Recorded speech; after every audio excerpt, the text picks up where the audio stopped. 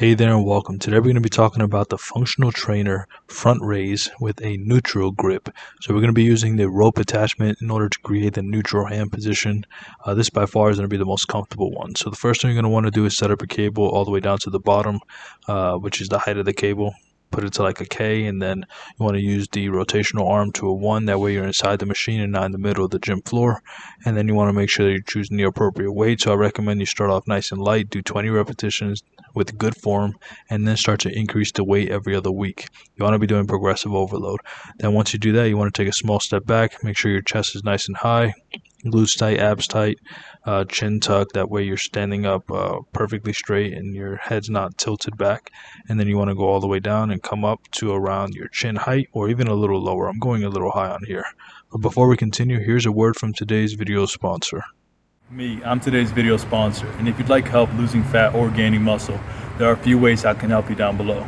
Either set up a free consultation with us, purchase through one of our free affiliate links, or purchase one of our instant access affordable training programs.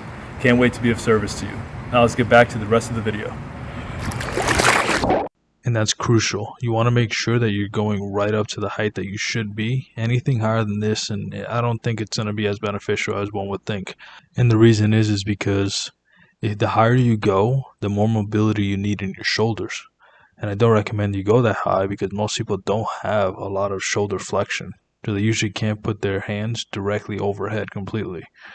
So I recommend you just go up to here. You're still going to get incredible development in your front delts. So just make sure you do it like this. There's no need to go any higher.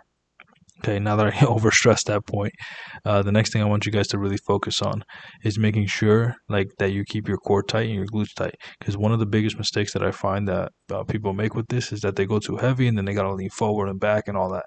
And look, if you look weak, whatever. Okay, it's not about necessarily lifting weight. It's about looking like you lift the weight.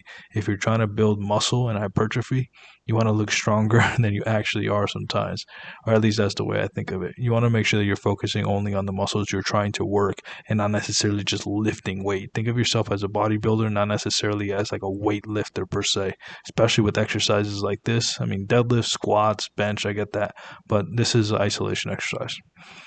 Now, so like I said before, you don't want the weight too heavy. That way you're not using a bunch of momentum in order to use the weight. This is not helpful and you will get injured over time, so don't do that. Also, like I said, you want your arms straight when you're doing this. You do not want to be bending your elbows.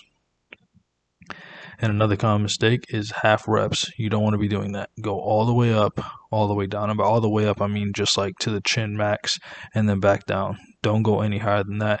And like I said before, keep your chin tucked. That way you keep unnecessary strain from your neck and you place it mainly on the muscle.